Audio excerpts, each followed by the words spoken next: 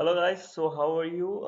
This is Saurabh Kumar Nayak and you are watching EcoBus Commerce and you're also preparing for assistant professor and lecturer in Chhattisgarh.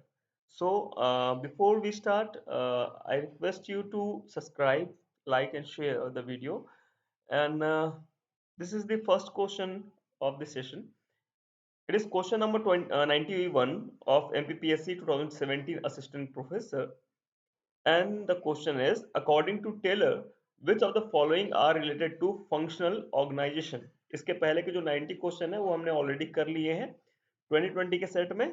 आज जो question है वो 10 question ही upload हुआ है। तो 10 questions जो आपके हैं मोस्ट इंपॉर्टेंट, उसमें थ्योरेटिकल कुछ है, motivation theory, X Y theory, ये सारे थ्योरी भी हमने एक्सप्लेन किए हुए हैं। सो प्लीज चैनल इस वीडियो के आखिरी तक बने रहे, चैनल को सब्सक्राइब करना ना भूलें अगेन।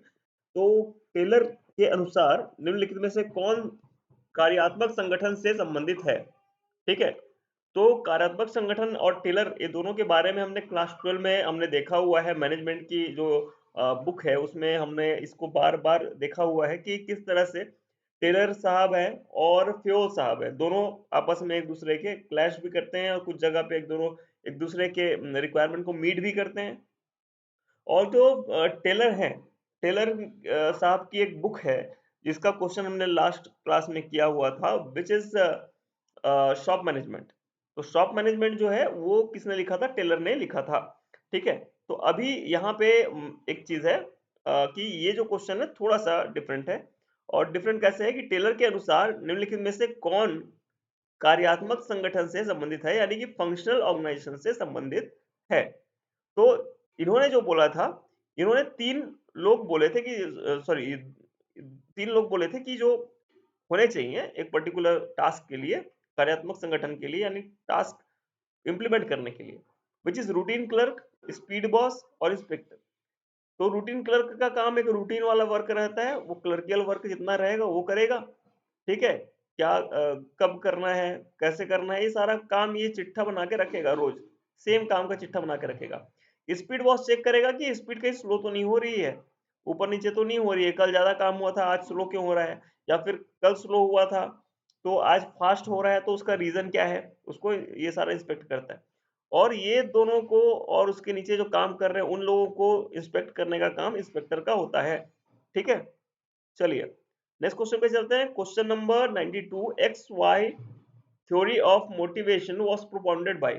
प्रेरणा का एक्स और वाई सिद्धांत किसके द्वारा प्रतिपादित किया गया था?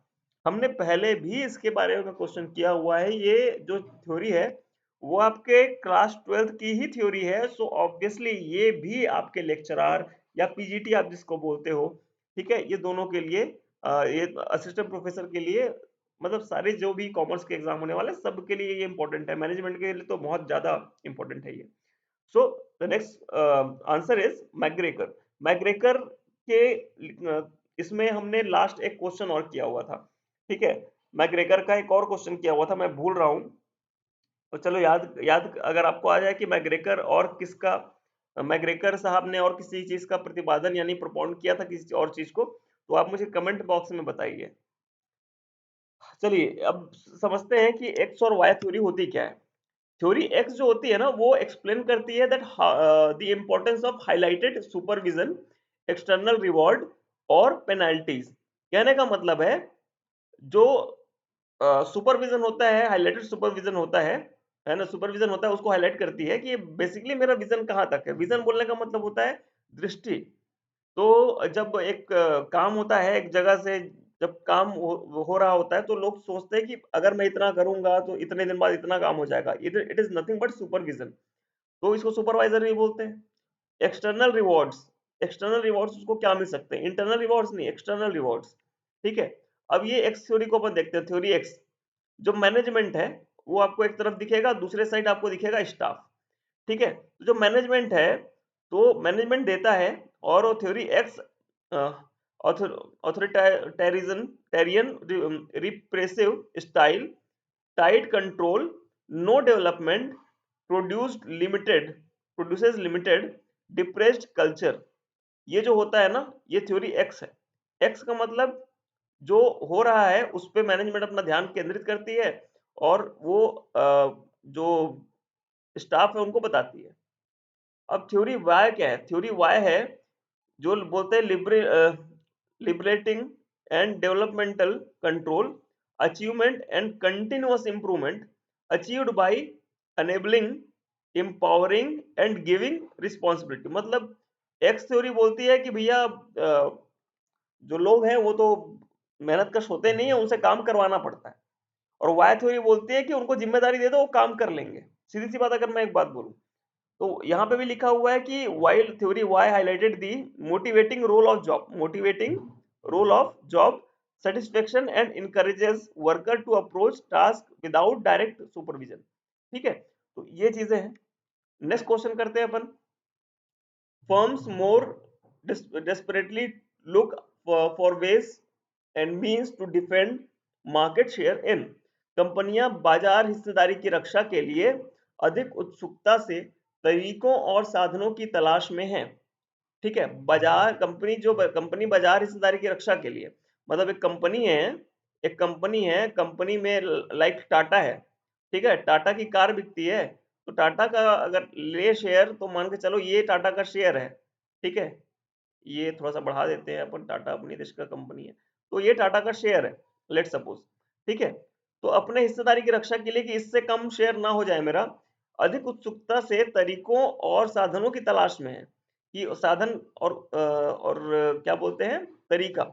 तरीका बोलने का मतलब होता है कोई मेथड। ठीक है, और साधन बोलने का मतलब होता है कोई रिसोर्स। ठीक है, जैसे कि लिथियम। लिथियम अपन को अभी रिसेंटली जम्मू कश्मीर जो रीजन है, इसमें लद्दाख के आसपास और ये जम्मू कश्मीर के आसपास अपन को लिथियम मिला हुआ है। ठीक है, तो लिथियम किसने खरीदा? अडानी ने खरीदा। ठीक है, अडानी ने खरीद लिया लिथियम। तो लिथियम अगर मिल जाए तो टाटा क्या करेगी? टाटा उससे बैटरी वाली कार बनाएगी। बैटरी वाली कार बनाने से मतलब क्या होगा कि उनकी जो साझेदारी है अपने मार्केट में, जो हिस्सेदारी है वो अभी आप जानते ही हो कि जो हिस्सेदारी है टाटा का ज्यादा है। सबसे ज्यादा टाटा 50% से ज्यादा टाटा ने कवरेज करके रखा हुआ है। ठीक है, तो 50% से ज्यादा टाटा है, तो और भी ज्यादा रहे या और ज्यादा उसको बढ़ा पाए, ऐसा काम कर सकती है। लेकिन अगर वो सबको बेचेंगे लिथियम को तो वो नहीं कर पाएगी। तो ऐसे चीजों की तलाश में है। तो वो कौन सा चीज है? उत्पादन जीवन चक्र की परिपक्वता अवस्था। ठीक है, या उत्पाद जीवन चक्र का विकास चरण, या उत्पाद जीवन चक्र का गिरावट चरण, या सभी सही है। देखिए क्वेश्चन मैं फिर से एक बार पढ़ता हूं, क्वेश्चन थोड़ा लंबा है, कंफ्यूजिंग है।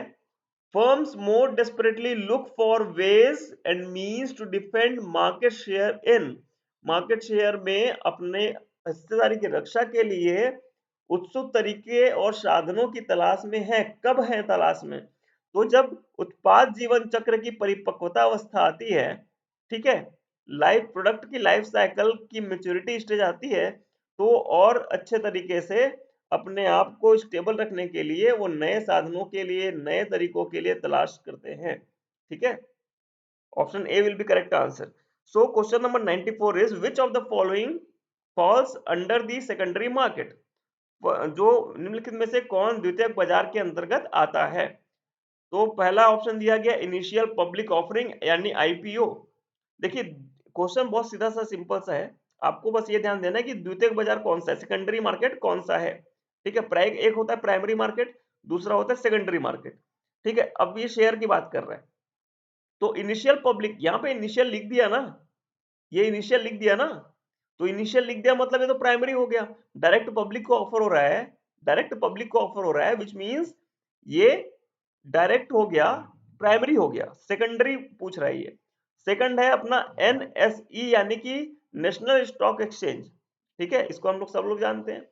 उसके बाद है issue of new securities with the help of underwriter. Issue करना new security with the help of underwriter, मतलब इशू करेंगे किसको? अंडरराइटर को। इशू किसको करेंगे? अंडरराइटर को करेंगे, और अंडरराइटर जो है अपने क्लाइंट को सिक्योरिटी दिलवाएगा। ठीक है, तो ये भी सेकेंडरी हो गया। नन ऑफ दिस, तो ये कोई ऑप्शन होता नहीं है ना। जब आंसर अपने सामने है तो option B will be correct answer. National stock exchange, national stock exchange में होता क्या है? कंपनियां अपने स्टॉक को लिस्ट करती है। ठीक है, कंपनी अब क्या करती है? अपने स्टॉक को लिस्ट करती है।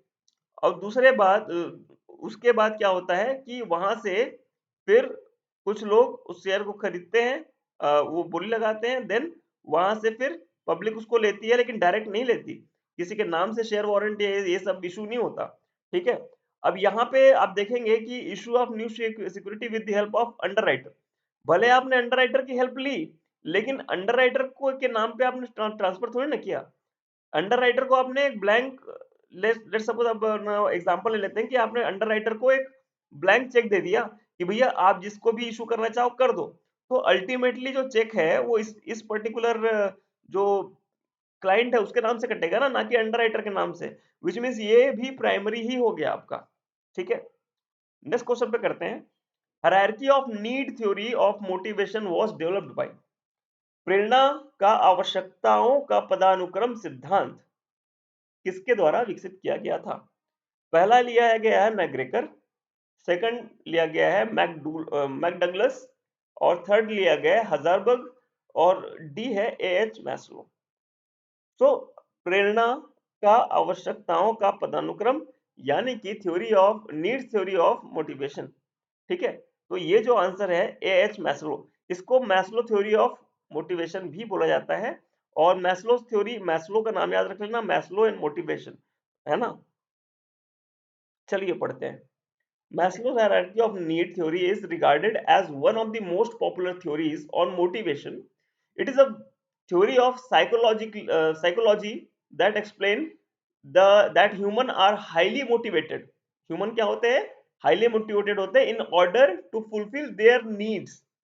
मतलब अपनी जरूरतों को पूरा करने के लिए बहुत ज्यादा मोटिवेटेड होते हैं वो लोग, which is based on hierarchical order. ठीक है। अभी हायरार्की आपको दी जाती है। मजे की बात ये कई बार डायरेक्ट भी पूछ लिया जाता है कि हायरार्की क्या होती है, इसके बाद क्या आता है। तो पहला होता है जो बेसिक साइकोलॉजिकल नीड्स, मतलब जो सोच रहा है वो, उसको दे दो। क्या सोचता है बंदा? सोचता है कि मेरी सैलरी अच्छी हो, तो सैलरी ठीक ठाक दे दो। सैलरी ठीक ठाक देने के बाद में उसको सिक्योरिटी दे दो। सिक्योरिटी यानी कि उसका ईपीएफ काटते हो आप, है ना। ईपीएफ काटते हो, पेंशन वेंशन फंड जो होता है उसमें, है ना, ग्रेजुटी निकालते हो, तो ग्रेजुटी जो होता है वो भी उसके रिटायरमेंट के बाद उसको टेंशन नहीं रहती, है ना। उसका बीमा वीमा करते हो आप, एलआईसी एलआईसी निकाल दी उसके नाम से, तो अगर उसको इनकेस कुछ हो गया, तो उस पर्टिकुलर केस में उसकी फैमिली को स्ट्रगल नहीं करना पड़ेगा। उसके बाद एफिलिएशन, बिलोंगिंग्स या सोशल नीड्स। ठीक है, जो सोशल नीड्स है उसकी, उसको सम्मान दे दो, थोड़ा सा रिवॉर्ड दे दो अगर अच्छा कर रहा है तो। बिलोंगिंगनेस, ठीक है, और affiliation. Steam needs, steam needs जो होती है वो उनको दे दो। Steam needs sometime job title या कुछ यहाँ पे लिखा भी हुआ है, ठीक है, जॉब टाइटल या कुछ थोड़ा सा उसका जैसे कि प्रमोशन होता है, इस टाइप से स्टीम नीड्स होती है। उसके बाद सेल्फ एक्चुअलाइजेशन, जब ये सारी नीड्स पूरी हो जाती है ना, तब जाके आपका सेल्फ एक्चुअलाइजेशन आता है, भाई मेरे को कुछ करना नहीं है ना। तो ये आप अचीवमेंट ऑफ गोल्स इसको बोलते हैं कि भाई मेरे को ईमानदारी से बस काम करना है। जब ये सारी चीजें पूरी हो जाती है तो बंदा ईमानदारी से काम करता है, मतलब उसको और जिंदगी में कुछ नहीं चाहिए। हालांकि ये जो थ्योरी है वो 100% सेटिस्फैक्टरी नहीं है, ना ही ये सही है कि ऐसा ही होता है, लेकिन मोस्ट ऑफ द टाइम ऐसा ही होता है। लोगों का क्या है, लोगों की लालच तो बढ़ती रहती है, लेकिन ये जो चीज़ है एस्टीम नीड्स, जैसे कि स्टेटस उनको दे दिया गया, है ना? बिलॉन्गिंग यानी फ्रेंडशिप उनको दे दी गई अच्छी खासी, एक अच्छा एनवायरनमेंट दे दिया गया, उनको अच्छी इनकम दे दी गई, उनको भूख से ऊपर उठा दिया गया, कुल मिला के गरीबी रेखा से ऊपर आपने उठा दिया उसको। तो ऑब्वियस सी बात है कि वो ईमानदारी से काम करने की कोशिश करेगा। ठीक है? चलिए, which of which one of the following is not included in category of non probability sampling? ठीक है, यहाँ पे ये जो सैम्पलिंग वाला पार्ट है ये आपके ऑडिट से लिया गया है। निम्नलिखित में से कौन सा गैर संभावना नमूनाकरण की श्रेणी में शामिल नहीं है? स्नोबॉल सैम्पलिंग, ये क्या होता है, कोई बताएगा मुझे? कन्वेनियंस सैम्पलिंग, सुविधा नमूना, ये भी क्या होता है मुझे बताइए, अगर ऐसा कुछ होता है तो। ये दोनों बताना है। ठीक है। सिंपल रैंडम सैम्पलिंग, ये तो हमने पढ़ा हुआ है। उसके बाद होता है परपोजिव सैम्पलिंग, यानी उद्देश्यपूर्ण नमूनाकरण। तो कौन सा गैर संभावना नमूनाकरण की श्रेणी में शामिल नहीं है? गैर संभावना यानी नॉन प्रोबेबिलिटी सैंपलिंग। तो सरल जो सैंपलिंग है, सिंपल रैंडम सैंपलिंग जो होती है, वो गैर संभावना नमूनाकरण की श्रेणी में यानी सैंपलिंग की श्रेणी में शामिल नहीं है। चलिए 97, random sampling is also known as, जो रैंडम सैंपलिंग होती है उसको और किस रूप में जाना जाता है? तो आपके पास 4 ऑप्शन है। तो 4 ऑप्शन में आपके पास क्या है कि क्लस्टर सैंपलिंग बोलते हैं, सेंसस सैंपलिंग बोलते हैं, प्रोबेबिलिटी सैंपलिंग बोलते हैं, डेलिब्रेट सैंपलिंग बोलते हैं। So the option C will be correct answer. Probability यानी कि संभाव्यता, है ना? संभाव्यता नमूनाकरण यानी सैंपलिंग, ठीक है? Option C will be correct answer, random probability. चलिए क्वेश्चन नंबर 99 आज का सेकंड लास्ट क्वेश्चन है। ABC analysis is the popular technique of, ये जो टेक्निक एनालिसिस है उसको हम लोग नेक्स्ट क्लास में कवर करेंगे। सब्सक्राइब नहीं किया कर लीजिए और लाइक कर देना ताकि मुझे पता चले भाई कितने लोग देख रहे हैं वीडियो, क्योंकि लास्ट वीडियो में हमको 4 लाइक ही मिले थे। 4 लाइक्स मतलब 4 लोग ही वीडियो देख रहे हैं, बाकी लोग नहीं देख रहे हैं। सो इट्स ऑन यू कि आप कितनी तैयारी करते हैं, है ना? मेरा काम पढ़ाना है। मैं क्लास में भी ये चीज़ बोलता हूँ जब मैं मतलब फिजिकल क्लासेस मेरी चलती है। मैं ये चीज़ हमेशा बोलता हूँ अपने बच्चों से कि देखो पढ़ना आपके ऊपर है, पढ़ाना मेरे ऊपर है। और आज के डेट में हम किसी के बोलते हैं ना कि हम किसी का कान पकड़ के उनसे बात अपनी नहीं मनवा सकते। लेकिन बहुत ज़रूरी है ये चीज़ कि आप ये जो कान पकड़ने वाली चीज़ है ना, वो आपके ऊपर कोई ना करे, ये आप खुद के ऊपर करो। क्योंकि you are not a child right now, आप बड़े हो चुके हैं, यू आर एन एडल्ट। और जब आपको पता है आपकी ज़िम्मेदारियाँ क्या है, तो आपको ये करना ही पड़ेगा, ठीक है? Nobody will force you, but you yourself will force yourself, okay? Uh, तो एबीसी विश्लेषण या एनालिसिस की लोकप्रिय तकनीक है, किसकी लोकप्रिय तकनीक है? तो इन्वेंटरी, ची स्क्वायर टेस्ट या काई स्क्वायर टेस्ट भी इसको बोलते हैं। मोनो क्या लिखा है? मोनोप्सोनी या एफ टेस्ट। तो हम सबको पता है एबीसी एनालिसिस जो होती है वो इसमें होती है यूज़, इन्वेंटरी कंट्रोल में होती है कि आपके इसमें होती है। तो हम सब जब हम लोग एबीसी एनालिसिस पढ़ते हैं तो हमने देखा होगा कि इन्वेंटरी कंट्रोल में ऐसे स्टॉक को दे दिया जाता है ए, बी और ये सी, ठीक है? जिन लोगों ने भी कॉस्टिंग पढ़ी होगी ना, वो कॉस्टिंग में एबीसी एनालिसिस ज़रूर पढ़ा होगा, मेरा दावा है इसमें, ठीक है? नेक्स्ट क्लास में मैं फिर से बोल रहा हूँ कि एबीसी एनालिसिस हम लोग डिटेल में पढ़ेंगे। कुछ ऐसे एनालिसिस है और कुछ ऐसे थ्योरीज़ हैं, जिसको मैं खुद भी सोच रहा हूँ कि मुझे लगता है कि पर्सनली एक क्लास लेनी चाहिए अच्छे से। तो उसमें एक क्लास रहेगी जो मैं खुद का वीडियो बनाऊँगा, ये ऐसा वीडियो नहीं रहेगा, ठीक है? चलिए नेक्स्ट क्वेश्चन है। अच्छा इसका आंसर जो है वो इन्वेंटरी कंट्रोल है ना? Option A will be correct answer. Committees are constituted, समितियों का गठन किया जाता है। क्यों किया जाता है? तो for a purpose which is temporary in nature, ऐसे उद्देश्य के लिए जो प्रकृति में अस्थायी है। For a purpose which is permanent in nature, एक ऐसे उद्देश्य के लिए जो प्रकृति में स्थायी है। Both, none of these. तो देखो इसका जो है आंसर क्या होना चाहिए? समिति, कोई भी समिति जो अपन या फिर कमिटी जो गठन गठित होती है, वो एक शॉर्ट टर्म के लिए भी हो सकती है और एक लॉन्ग टर्म के लिए भी हो सकती है। मतलब किसी ऐसी चीज़ के लिए भी अपन कर सकते हैं जो बहुत कम टाइम के लिए रहे, या ऐसी चीज़ के लिए भी कर सकते हैं बहुत जो बहुत लंबे टाइम के लिए। जैसे कि एनवायरनमेंट के लिए आपने जो कंपनीज़ एक्ट पढ़ा, ठीक है? कंपनीज़ एक्ट में आपका पहले नहीं था, ठीक है? तो एनवायरनमेंट के लिए वहाँ पे क्या लाया गया? आप मुझे बताइए कि एनवायरनमेंट के लिए कंपनीज़ एक्ट में क्या लाया गया? ठीक है? और जैसे कि उद्देश्य जो प्रकृति में अस्थायी है। जैसे कि अभी जो चल रहा है आपका अस्थायी वाला केस, अपन बात करें कोविड के टाइम पे कि जो कोविड के लिए एक कमिटी बनाई गई थी, जो रेगुलेट करती, उसको कुछ-कुछ नियम थे, उसको रेगुलेट करने के लिए कुछ कमिटी बनाई गई थी। वो पर्टिकुलर टाइम के लिए था। तो ज़रूरी नहीं है कि कमिटी जो है बहुत लंबे टाइम के लिए बनाई जाए। So option C will be correct answer, है ना? ये तो आप समझ ही गए होंगे। चलिए, this was the last question and thank you for watching. This is Kumar Nayak and you are watching Ecobus Commerce. Thank you for subscribing the channel and like the video.